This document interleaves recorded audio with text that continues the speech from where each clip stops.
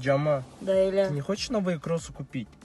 А то 5-й год в одних и тех же ходим, вон у меня подошва протерлась, и уже пятки торчат. Ну, есть такое, у меня тоже подошва протерлась, уже пальчики видны. Каждый день их ломаю на асфальте, у меня же тем более 6 пальцев.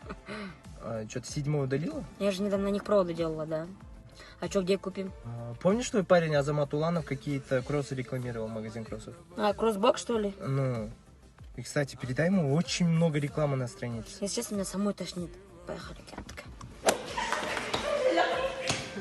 Ой, здравствуйте. Здравствуйте. А есть для нас кроссы? Да, конечно. Какой у вас размер? 41-й. 46-й. Вот ваши кроссы.